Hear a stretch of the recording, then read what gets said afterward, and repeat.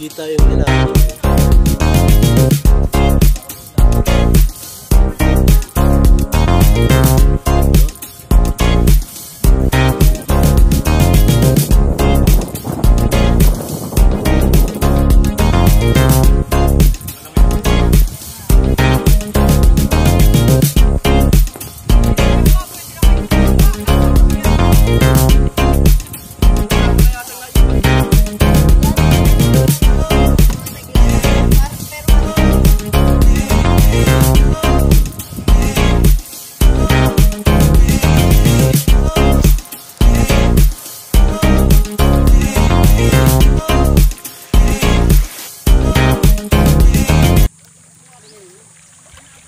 Kalakbay, panuorin natin at subaybayan ang bawat detalye ng aming kasiyahan dito sa Canimog Island. Ngayon naman, pupuntahan po natin ang lighthouse. Ang saya, mapagod. Ano ba yun? Wow, ang ganda naman. Yun no? Ang ganda ng paligid. Pero, dahan-dahan lang po dapat tayo habang naglalakad. Kasi delikado. Pagod. Habang kami naglalakad, ipapakita ko po sa inyo yung dagat ng Canimog. Ang isla. Yan po yung nakikita.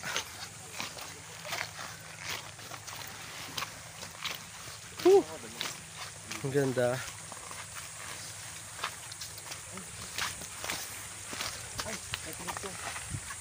Kung pinuntahan po namin ngayon ay tanaw po ito kapag po kayo nasa Bagasbas Beach of Daet. So makikita ninyo ito sa malayuan. Ito ay parang isang crocodile. Pagod. O yun nga po, ilong mga kalakbay. Ang sarap po magbuntog sa tubig. Puro buntugan na tayo. Napakaganda. Mapagod lang. Wow, nakaka-amaze po dito talaga sa Camarines Norte. Sa isla ng Canimog Island. Mapapawaw ka sa ganda. So ngayon po kami po ay nasa part na ng mataas. Naglakbay pa po kami. Simula dyan sa baba hanggang makarating kami sa unahan. So, as you can see, it's more fun in Camarines Norte. Ang ganda ng tanawin ng nasa ibaba. Kitang-kita po natin yung ganda ng dagat. Wow! Nakaka-amaze. Kaya po kaganda ang Bicol. Hingal ako dito ah.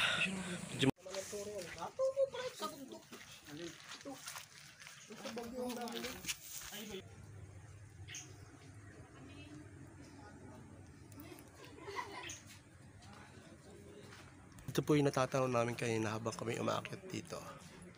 Nasa taas na po kami. So, ang ganda talaga. Ito po mga kalakbay. Sa haba-haba naman ng aming nilakbay at inakyat na lugar, nakarating pa rin po kami sa taas at tuktok. Yung tinatawag nilang The Lighthouse of Canimog Island. Yun. As you can see, oh my God.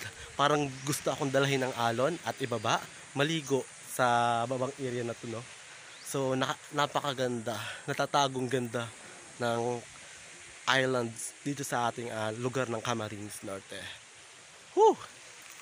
Ganda talaga, perfect. Robin sir. Oh, harap. Ito ang pagandahan ng Canimog. Kaya busy sila oh. Biridyohan.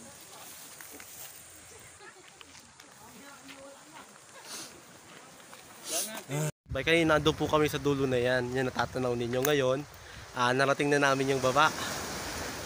Yan po. Sulit po ang punta namin. Ang ganda. Wow, perfect. May mga kasama ko sa dulo. Talagang in-explore namin mabuti. Dito po tayo ngayon ulit sa Canimog Island sa ibabang parte. So nakita namin talaga ang sulit at ganda ng kulay ng tubig dito. Saka yung mga rock formation po. Napakalinaw po ng tubig dito, no? So at maraming tanawin. Adventure talaga ang araw na to para sa akin. Tingnan natin guys, oh. Yung mga kasama ko po, nandun po sila sa gitna. Ang ganda po ng tubig ito, parang ano siya, landscape na tingnan mo paano, no? ganda po na paligid. Ang akit, ang layo-layo ng aming inakyat. Mamaya na naman. Ahod para ako tayo dito. Tara, mga kalakbay. Tingnan natin mabuti ang ganda nila, no? Ang kulay at panahon. Wow! Ganda. Sulit ang punta. Subukan natin guys na maglublob dito sa isla. Tingnan natin kung walang wala. Wala naman siguro, no?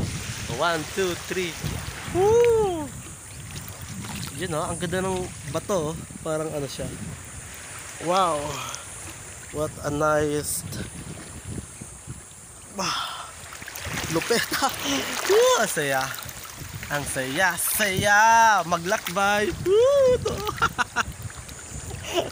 Sinulit na namin ang oras na to at araw. So bali pangalawang araw na namin dito na naglalayas sa napakagandang lugar na ito.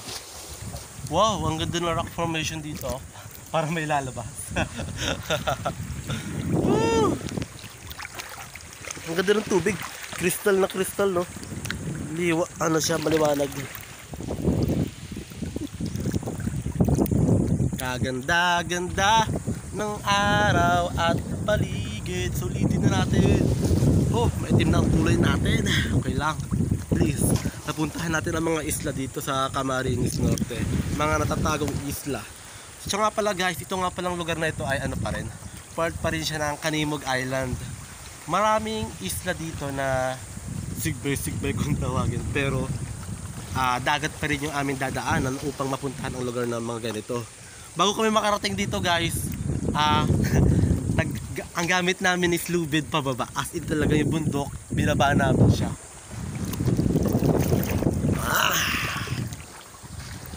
Ganda.